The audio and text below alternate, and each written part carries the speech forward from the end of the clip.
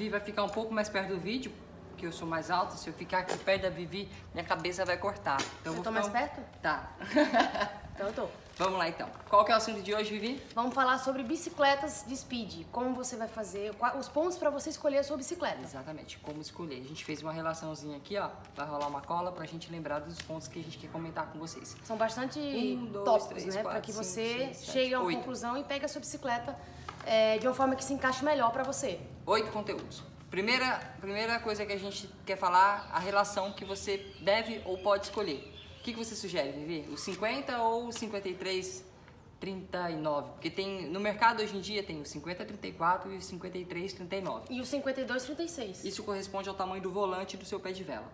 Manda lá. Olha, o normal hoje que tá vindo nas bikes, atualmente, né? É tudo tendência a vir aos 50 e 34. Isso. Então, só que como a gente tem uma predominância, né, de locais mais, como é que eu posso dizer, mais mistos, né, de estrada, né, a gente não tem uma característica de montanhas, né, exatamente. A não ser que você mora em Campos do Jordão, por exemplo, Isso, né? ou Rio do Rastro, né? Isso.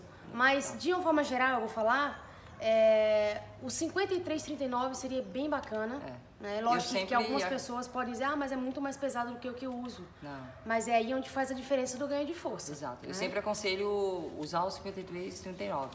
A atleta nossa já veio falar, mas o que você acha de, eu tô com dificuldade de arrastar o 53,39, vamos usar um 52? Não, vamos ganhar força para arrastar o 53? Exatamente. Se a gente tivesse muita subida, muita montanha, 52 poderia se pensar, o 50 talvez, mas aqui no Brasil, eu particularmente acho que o 53 encaixa legal. Você pode usar atrás um 28, um 30, um cassete, né? Um 30, tem até o 32 hoje em dia, para que você consiga arrastar isso aí e morra acima. O 52, 36 acaba sendo uma relação muito próxima do 53, 39. É boa também. Né? E que algumas pessoas se encaixam melhor, mas tudo isso você só vai saber usando. Então, eu partia logo pro 53, 39. Porque no mínimo você vai ter um ganho muito maior do que com 50, 34. Se a gente for pegar, né, as contas, fazer aquelas contas de relação, casado e tudo mais, você consegue chegar, por exemplo, na metragem de um 53, 39 em um 50, consegue. Mas é que a nossa cultura aqui no Brasil é 53, né? Então é difícil, isso requer muito treino para você adaptar. Então eu particularmente estou falando. Esse vídeo vai ser baseado na nossa experiência, tá? A gente não vai ficar passando o que a literatura... E de pessoas próximas a gente, do meio que a gente convive. Isso, né? o que os estudos disseram sobre tal coisa. A gente vai passar o que a gente já fez, que deu certo, que não deu certo, o que as pessoas que a gente conhece faz e dá certo ou não. Tamanho do quadro, Vivi. Olha, tamanho do quadro é um negócio bem complexo, né? Eu, por exemplo, uso uma bike bem pequena, né? Como vocês podem ver aqui atrás, tá a minha bike e a bike da Cris. Exato. Se vocês colocarem... A gente colocou as duas aqui pra vocês verem bem a diferença. Mas eu acho que a gente vai estar tampando. Depois vai dar pra ver mais ou menos, A né? Vivi tem 161. 161,5. Aí ela usa um quadro 48. 48.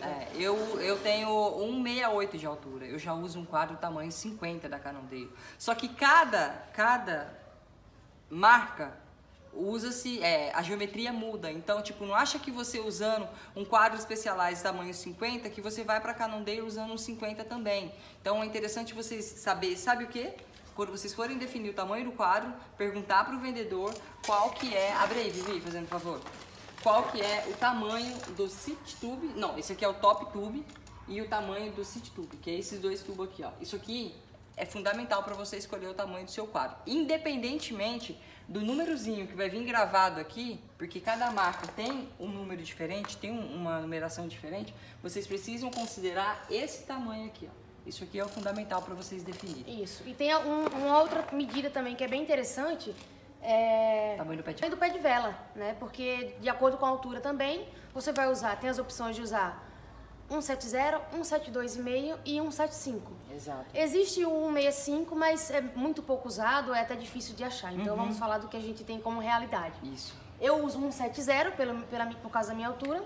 E a Cris já usa 172,5. O que a gente aconselha? É legal vocês conversarem com o bike fitter para ajudar ele a definir. Ele vai ver o tamanho do cavalo, porque o pé de vela ele não é absolutamente definido apenas pela altura da pessoa.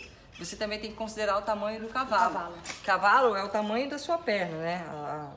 O entre pernas. Exatamente. O entre pernas, exatamente. Tá vendo? Então, tô falando bonita, hein? A Vivi tá muito sofisticada hoje, impressionante. Então, vocês definem o tamanho do pé de vela através do cavalo.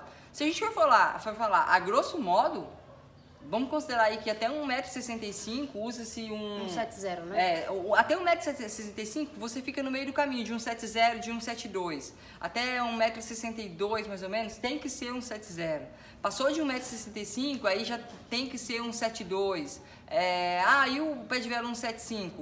Para quem que é indicado? Acima de 1,90 m, sabe? Porque o tamanho do pé de vela condiz com a alavanca que você vai estar fazendo para girar o volante, né? Então, está correlacionado ao dispêndio de energia ou você fazendo... Imagina só, para vocês imaginarem um pé de vela.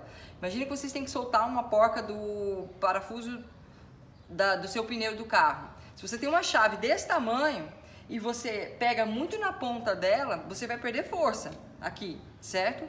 Ou se você pega muito aqui perto do parafuso, você vai perder força, porque você vai fazer muita força também e não vai soltar tão fácil. Você tem que ter a pegada certa. O pé de vela é a mesma coisa, só que a gente não tem a opção de colocar o pedal aqui, aqui ou aqui. O pedal é fixo. Então, definir o tamanho do pé de vela de forma correta é importante para que vocês não percam energia, né, gerada no meio do caminho. A pedalada tem realmente eficiência, né? Exatamente.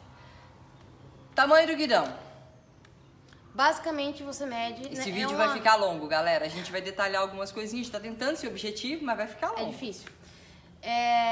O comum, né, e que vem já de anos e anos e décadas, é você medir o guidão pela largura do seu ombro, para que você não pegue... Se você pegar um guidão menor do que a largura do seu ombro, você vai segurar de forma estreita, e aí isso pode dificultar um pouco a sua respiração, até a sua agilidade em cima da bike. Conforto, né?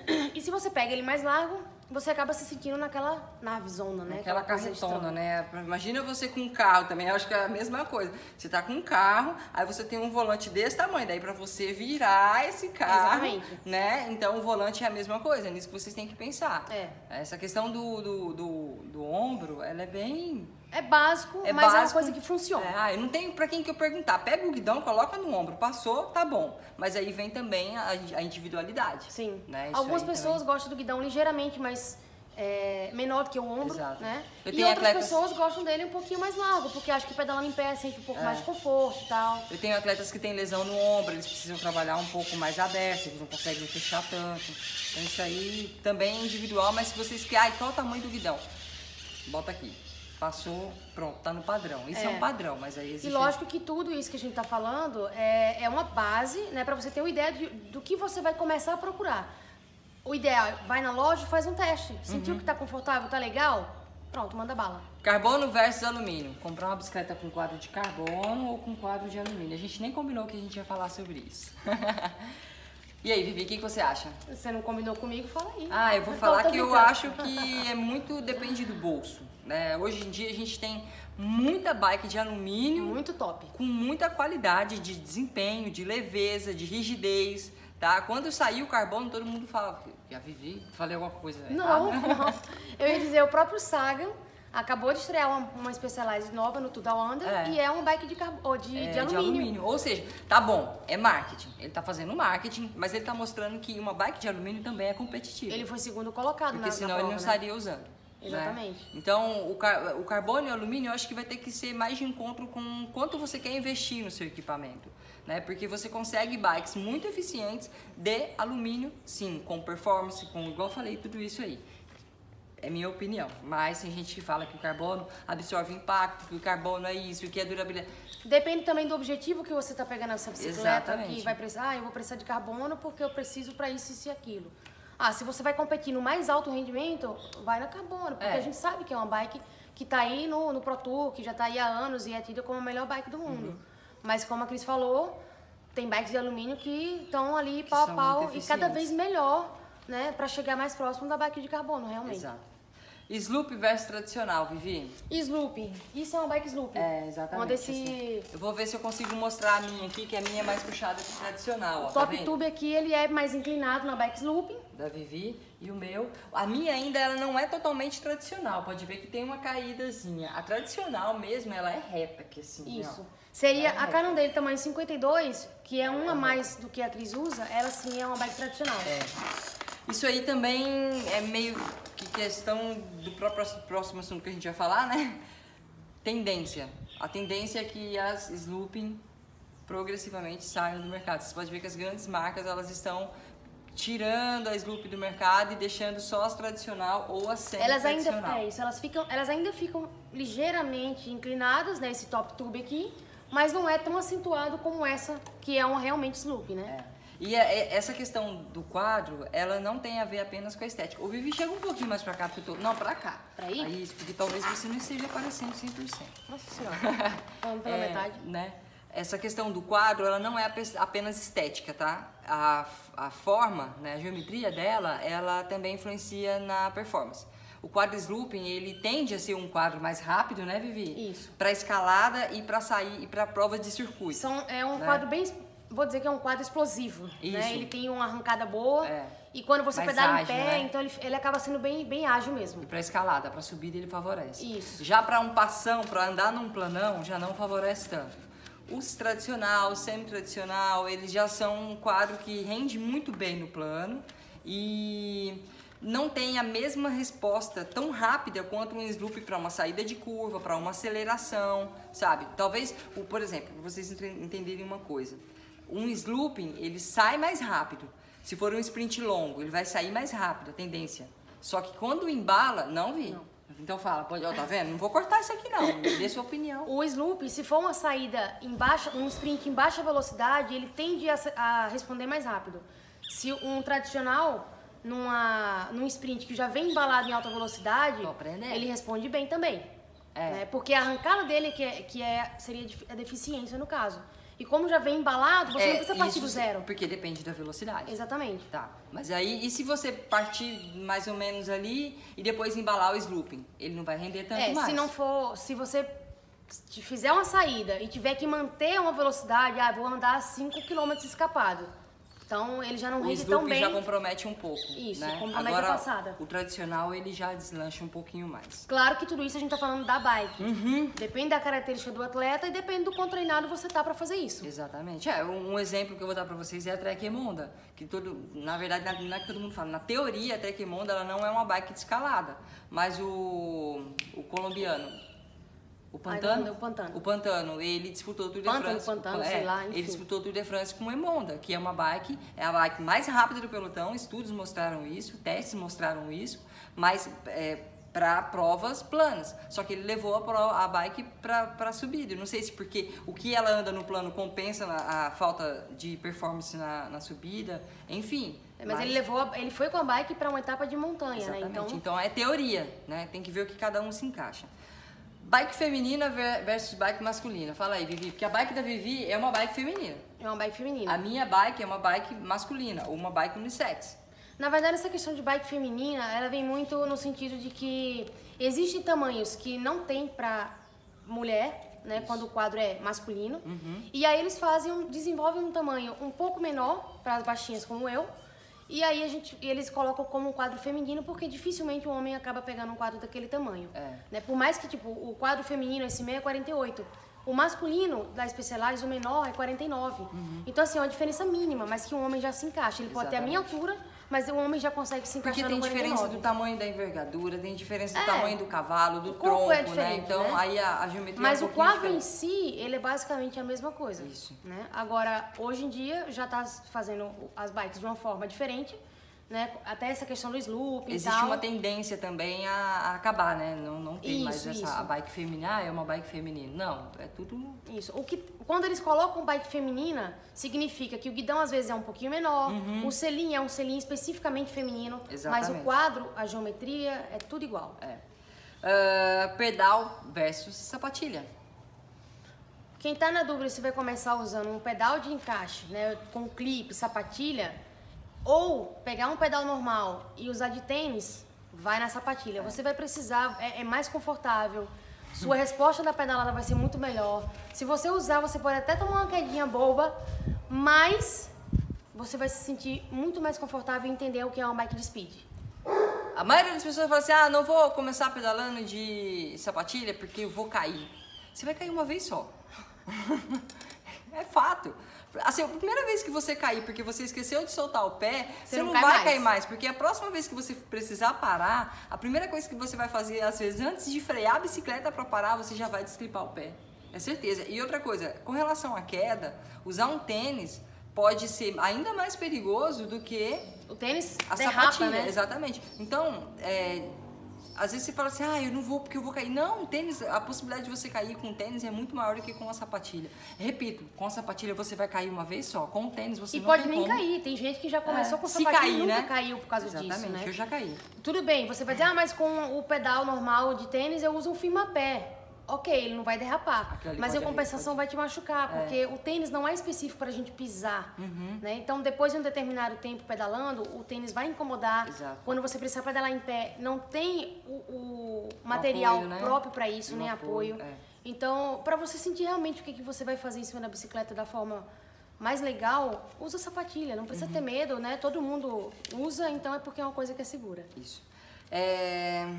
E vai ganhar performance também. A sapatilha te dá muito mais performance. Aquela historinha de que não existe puxada na bike, que aquela puxada é irrelevante, que não sei o quê. Anda de sapatilha e depois coloca um tênis e vai pedalar pra você ver se a puxada é relevante. Então, você usando sapatilha, você vai conseguir deixar sua pedalada ainda mais eficiente. Beleza? Largura do selim. Eu vou começar falando isso, que a Vivi já falou 3 temas. Já falei tudo. Eu tô aqui só de coadjuvante. Primeira coisa que eu quero falar, na verdade, sobre o selim é que o público amador, quando tá começando, eles acham que esse selim muito fino aqui, as pessoas ficam horrorizadas. Meu Deus, como é que você consegue passar horas em cima disso daqui? É uma adaptação, né? É uma adaptação, mas na verdade eu não consigo me imaginar pedalando horas num selim com muita espuma, tá? E aí vem a sacada. Quanto mais espuma tem o seu selim, maior vai ser o atrito na sua bunda. Já falei um portuguesão arregaçado. E mais você perde do que você produz de energia, porque você, né, dá fica aquela... pulando. Mas então assim, tipo... Você não sente, mas existe, né, essa... Não acha que isso aqui, esse selim é seco, que ele vai te machucar, porque ele pode até te machucar, mas tanto quanto o outro que é bem acolchoado. E já existe produtos pra você usar e, enfim, não dá vou até fazer um outro vídeo sobre isso. Então, eu recomendo que vocês usem um selim mais fino, com pouca espuma. Pode nem ser tão fino quanto esses aqui. Tem os meio termo, né? Se você olhar, o meu é um pouquinho mais fino ainda do que o da Cris. Porque o da Vivi é mais caro do que o meu.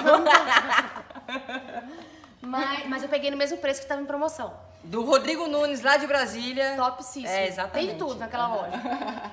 Então, mas ainda existe um Acabou de quebrar o Rodrigo Nunes falando que deu desconto pra Vivi. Mas ele dá desconto pra todo mundo. Vai. Essa aqui eu peguei na Ciclo Ravena com Orlando Alves. Ó, ainda tem selim que é um pouquinho mais grosso do que esse, mas não chega a ser uma coisa absurda, então você vai conseguir se adaptar. Sentiu que eu quero trocar de selim, experimentar o mais fino, enfim, você vai se adaptando aos poucos. Aí existe uma tendência também assim de performance, né? Antigamente o selim mais estreito, também, né? A largura. O selim mais estreito era o mais comercializado, mais usado, né? Porque não prendia tantas pernas, você conseguia dar eficiência e tal.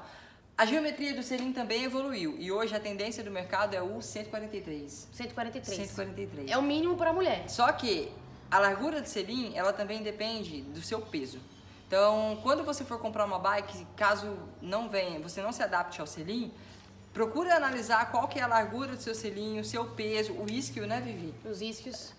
Tem um teste que você faz, aí você vai sentar e vai marcar, medir a largura, para saber qual seria a medida ideal de largura do seu selim. Então, esse teste serve exatamente para você ter um conforto.